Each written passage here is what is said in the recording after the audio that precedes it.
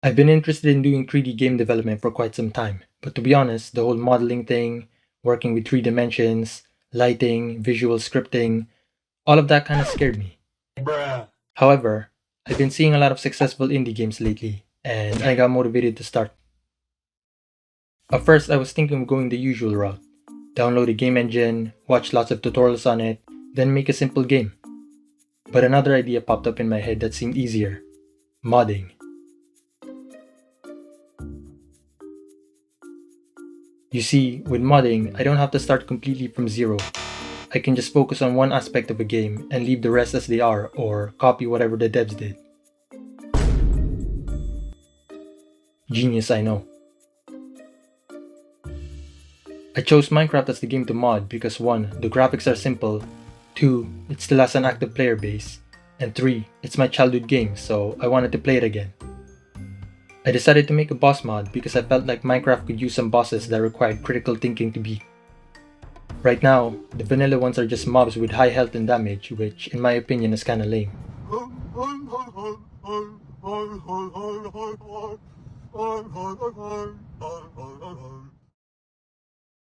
I plan for my bosses to only appear after the Ender Dragon is dead, hence the name of the mod. And since the players are expected to have at least a full set of diamond armor by the time they reach this point in the game, the bosses will be designed to deal with that level of defense. Now that I had a rough idea of what I wanted to do, it was time to get started. Before I could do anything, I first needed to know how to create a mod. So I went on YouTube and looked up the tutorial. I watched the course Scalp and Joe made for Forge. Then once I understood the basics, I made my own custom models for practice. Nothing complicated, just a super zombie and this weird alien thing that tries to hug you.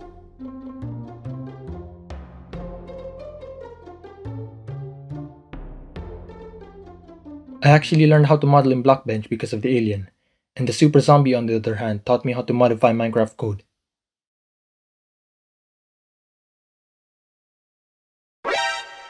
After making these two, I felt that I was ready for the real deal.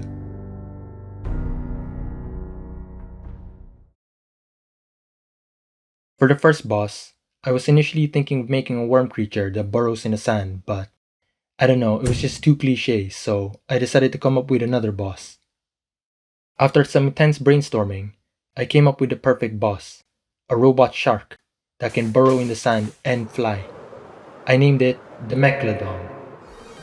It was perfect because the boss will be able to attack on the ground and in the air, which will make the battle more interesting, and also encourage players to think about their equipment and surroundings.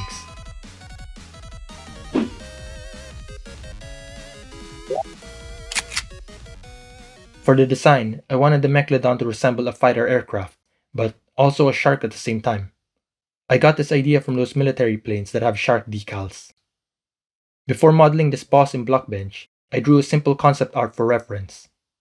I tried my best to copy the Minecraft mob look, and I think it turned out decent. With the concept art finished, I moved on to modeling. I started with the head, then did the body, and lastly the tail. It kinda looked like a turd at first, but after I added the fins, it started to look more like a shark.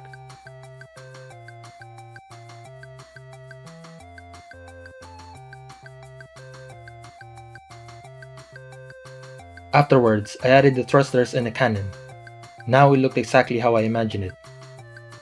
For the texture, I only gave the MacLeod simple colors to distinguish its parts.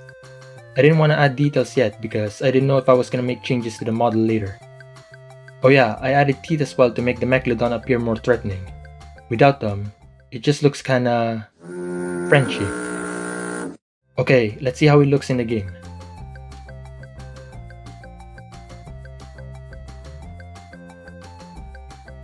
Whoops, I forgot to make it bigger. Now that's better. He needs to be able to turn to face the player. There. Next, he needs to be able to look up and down at the player. That is definitely not right.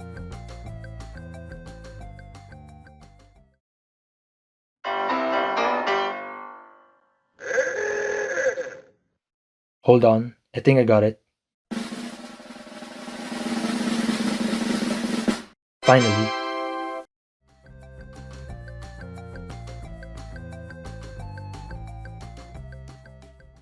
After dealing with the looking mechanics, I created the movement and attack system.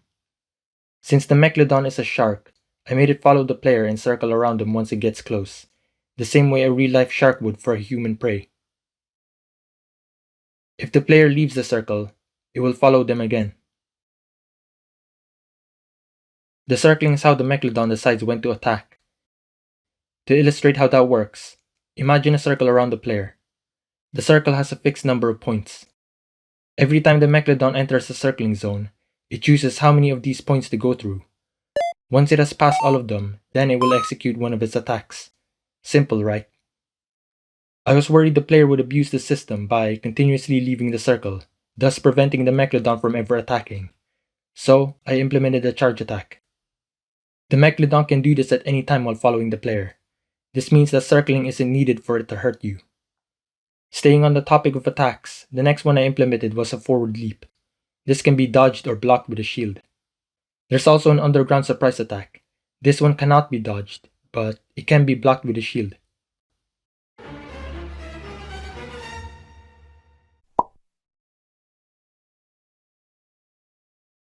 For the aerial attacks, I created two, a dive attack and missiles.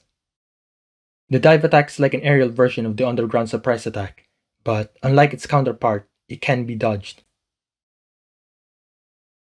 As for the missiles, I initially wanted the MacLeod to just shoot fire charges at the player, but it just felt cheap. So I went back to Blockbench and modeled an actual missile.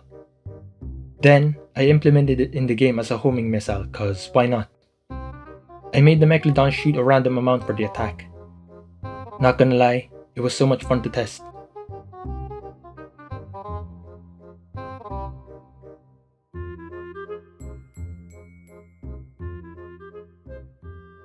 At this point, the MacLeod's mechanics were pretty much finished, so I went back to its texture and added details. I'm not an artist, so I didn't do anything fancy. I just added some shading here and there and put rust around the body to show that it's an ancient robot.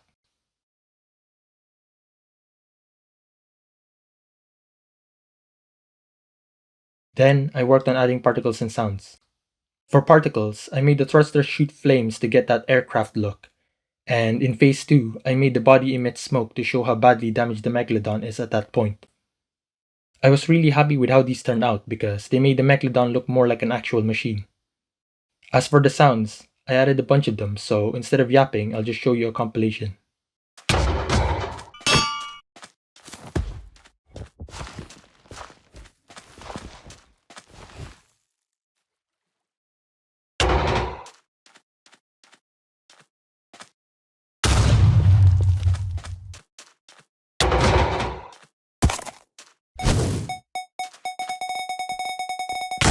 Yup, I put a target lock sound on the missiles to give people PTSD. And in case you're wondering, the speed of the sound does change depending on the target's distance from the missile. With the VFX and SFX done, the MacLeod was now complete, which means on to the next boss. The most obvious choice for an ocean boss is the Kraken, but I learned from making the weird alien thing that animating tentacles is very time consuming and complicated. If I were to make a Kraken boss, that means I would have to animate 10 tentacles for movement and attacks. The weird alien thing only had 4 by the way. I was like, hell no, nope, and decided to go with another boss. I didn't want to make something boring like a giant crab or a sea serpent, so I decided to do a Hydra. Something like King Ghidorah. To make it unique and fit more with the ocean theme, I chose to make it half turtle. Because of this combination, I named the boss Dragon, which stands for Turtle Dragon. Another idea I had in mind was to give each head an element like fire, electricity, and ice. This would give me a lot of option for attacks. Lastly, I wanted the heads themselves to be choppable, to allow the player to remove a threat from the fight. Okay, that was the plan, so onto the concept art. I drew the shell first since that was the part that determined where everything is. Afterwards, I started making the template for the head. I struggled to get the neck right. My first few attempts ended up making the head look like a duck. And a worm? I don't even know what that is. It only started to look more like a dragon's head when I drew the horns and made the neck protrude horizontally. Okay, I know those look like really long eyebrows and not horns, but they're supposed to be placeholders for the real ones. After I was satisfied with the shape of the head, I added spikes along the top of the neck to make the head look more like that of a dragon's and not a duckworm with beautiful eyebrows. Once I finished the head template, I added the rest of the heads to the drawing. Then, I moved on to the arms. The arms actually weren't too difficult,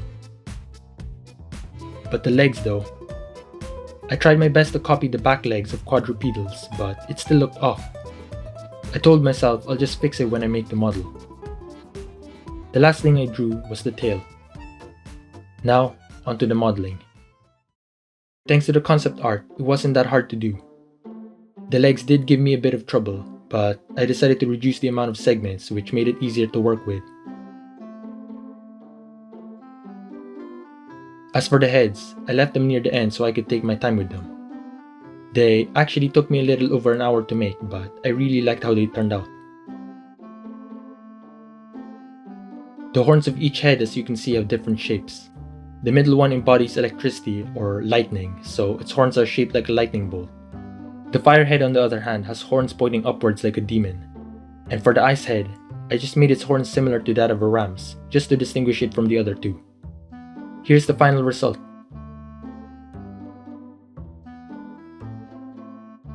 For the texture, I did the same thing as with the MacLeod. I just added base colors to the different parts of the model and left the details for later. This is how the dragon looks in the game.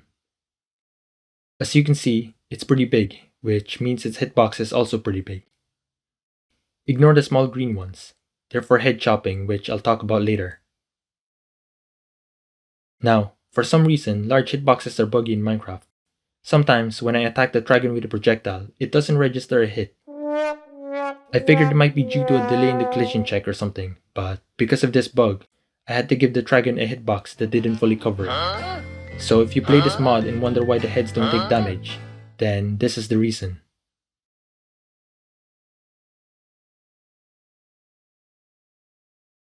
Moving on, if I switch to survival, you'll see a couple of things. First, the heads can actually follow the player. Kinda scary, I know. Next, the dragon will pursue the player if they move too far, but it won't get close. It will actually keep some distance to do range attacks. I did plan for the dragon to also have melee attacks, but it will only use them on players that get too close. The last thing you'll notice is that the dragon can move on land and water. I allowed this because I didn't want to restrict players to the ocean. Okay, it's time to talk about head chopping. How it works is, each head is given a health that is a portion of the dragon's total health. When a green hitbox is attacked, the head that owns it loses health. Heads can also lose health if the main body is attacked, but they only receive a third of the damage. If the health of a head drops to 0, that head disappears along with its attacks. The whole point of this mechanic is to give players the ability to control the difficulty of the battle. It's completely optional, so if you're feeling bold and want to keep fighting all 3 heads until the end, you can absolutely do that. In fact, I challenge you to try doing that in hardcore. Now onto the attacks themselves. For the fire head, its attacks consist of fireballs and a flame breath. These are both very deadly, especially the second one, since it will not only cook you, but also your CPU. The lightning head, as you may have already guessed, has an attack that can summon lightning strikes. These are custom, so they'll hurt more than the vanilla ones.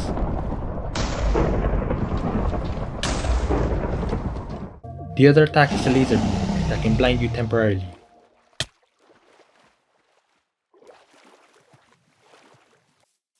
As for the ice head, it has its own version of the flame breath called the frost breath. This slows you down and freezes its surroundings. Heck, it may even freeze your game as well. For its second attack, it spawns large icicles on top of the player. I'm pretty sure you know what happens if this gets a direct hit on you.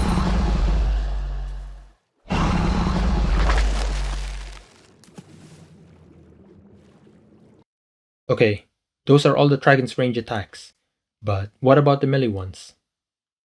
Well, I'm glad you didn't ask, because it has 2. one for the ocean and one for land. On land, the dragon will jump high in the air and attempt to fall on top of the player. When it hits the ground, it causes an explosion, so I highly advise you to run away as far as possible.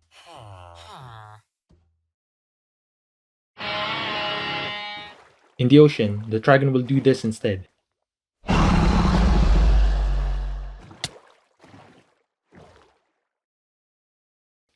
Does it remind you of something?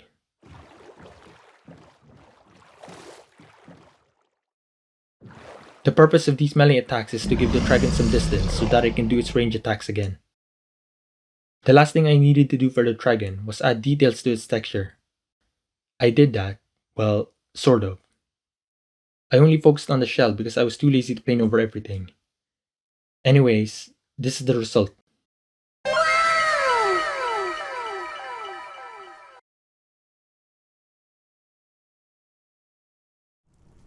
With that, the dragon was now kinda complete. Doesn't matter, because the next boss on my list was For the jungle, I wanted the boss to be a spider. And not just any spider, a large spider. And not just any large spider, a large spider with babies, called Mama.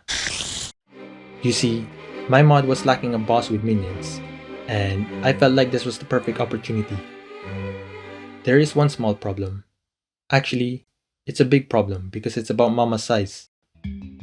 If you've played Minecraft, you'll know that the jungle is dense.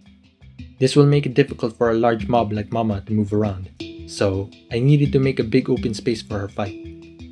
Basically, a boss arena. What's the perfect arena for a spider boss? A spider nest. Look, I'm no Brian, so I was thinking of doing something basic like a square room. It will have a large egg sac inside it, probably in the center, that the player can destroy to spawn Mama and her spiderlings.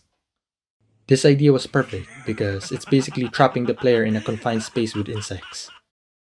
Okay, now that I knew what I needed to do, I got to work. First, I created Mama's model. It turns out that modeling spiders is surprisingly simple, so this actually didn't take me long. But you wanna know what did? The damn walk animation.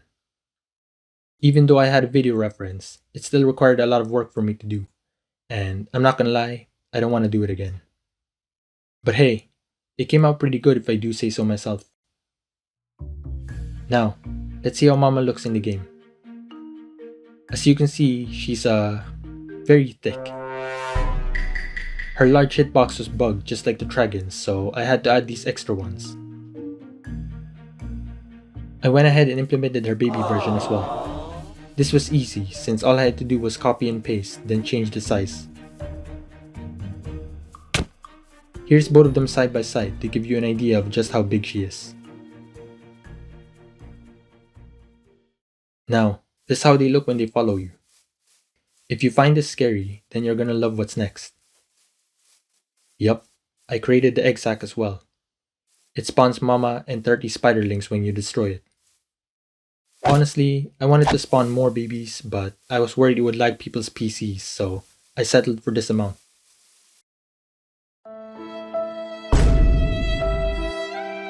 Okay, it's time to talk about the boss fight and how Mama will attack. In the first phase, she will play a supporting role.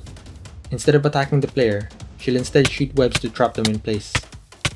This allows her children to catch up to the player and surround them. In the second phase, Mama will join the fight. She will stop shooting webs and switch to pure offense. Her second phase activates if she has either 40% health left or if there's 10 spiderlings remaining. Mama has 2 attacks in this phase. The first one involves her charging towards you and biting you repeatedly for a few seconds. These bites poison you for additional damage. The second attack is just a forward leap, nothing fancy. The last thing I want to show you guys is Mama's nest. Are you ready? But what the hell, boy? I wanted to make it wider, but structure blocks have a size limit, and I did not feel like working with jigsaw structures. I know you're eager to see what's inside, so I'll show you.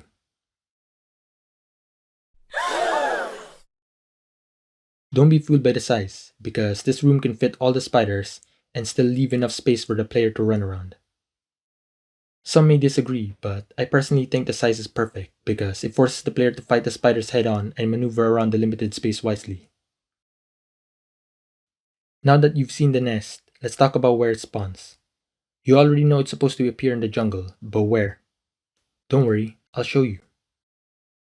As you can see, it spawns buried in the jungle surface, but the top portion is exposed. I didn't want to put it completely underground because then the player would have to go digging for it, which can be frustrating. Sometimes, you may find it spawning in odd places, but just know that's only because of the wonky terrain generation. This is the actual intended spawn. Okay, that's pretty much everything for Mama, so it's time for the last boss. I was stuck for a while trying to come up with a boss for the snow biome. I didn't know whether to do a giant snow golem, a yeti, or some sort of ice monster.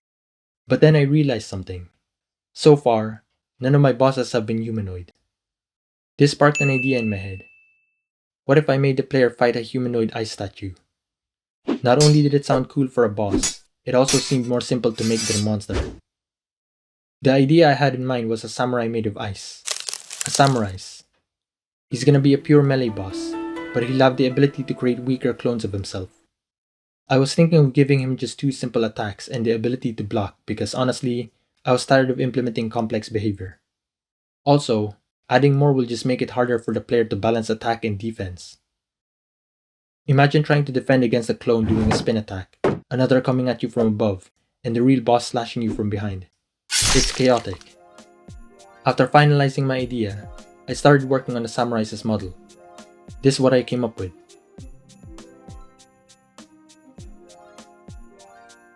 All I'm gonna say is aura. This is how he looks in the game. As you can see, he's a head taller than the player. I actually modeled him to be this way, so there was no resizing involved. Now, if I go into survival, you'll see a unique behavior, the guard stance. Exactly what you would expect from a swordsman. The cool thing about this is that he'll stay in this pose so long as the player is close to him. It's like he's locked into combat with you. The only time he'll put his guard down is if the player moves far away. I didn't just add the guard stance so he can aura farm. I implemented it because I wanted him to block and do his main attack in this pose. Before I talk about those, I want to show you his other attack. The dash.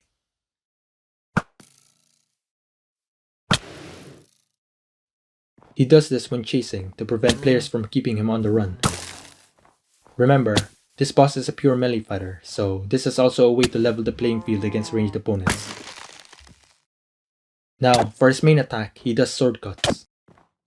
There's 3 different animations for this, but it's all one attack so all the cuts do the same damage. I just created them to break up the repetitiveness. As for blocking, he will do it randomly if you keep hitting him.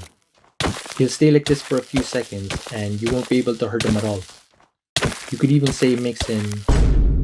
If I didn't make him invincible, the blocking would just be useless since he rotates really slow. Okay, time to talk about his last ability, cloning. This is a phase 2 attack. It's not instantaneous as you can see. It takes a few seconds for him to replicate, which makes sense physically. But the real reason I added this delay is to give players a window to recover, or the chance to get a few hits on him. I won't tell you guys how many clones he can spawn, but just know it's not a fixed amount. Fight back! Fight back! Fight back! Fight back! Okay, that's all for the samurai's mechanics. The last thing I did was complete his texture. I added grooves to his armor and gave his forearms and shins some guards. Then, to finish off his drip, I gave him the samurai slides.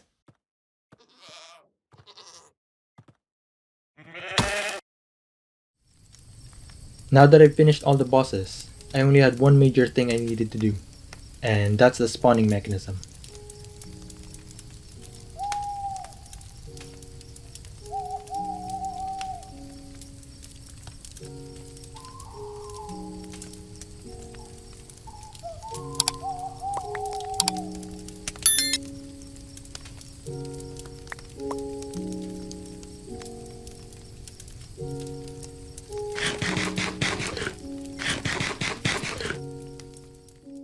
I decided to skip over the boss drops in this video since they're not really interesting to talk about, but in case you're wondering, their loot is all vanilla stuff. I didn't plan on adding any powerful gear or anything to this mod because it's supposed to be Vanilla Plus. I know there are players out there who prefer that, and if you're one of those, then this mod is for you. Enough said, I'll show you what I've done for the spawning. All the bosses, except for Mama, will spawn automatically when the player enters their respective biomes. You'll get an ominous message when it happens. For Mama, her egg sac must be broken by a player for her to appear. This can only be done when the Ender Dragon is dead. If you try to do it before, you'll just get a warning. It's also worth mentioning that only one boss can spawn at a time in the world. If you want to fight another boss, make sure to kill the one that's alive, or have it despawn naturally by moving far away from it. Lastly, the bosses can be revived if you respawn the Ender Dragon and kill it again, so feel free to farm them for XP or loot.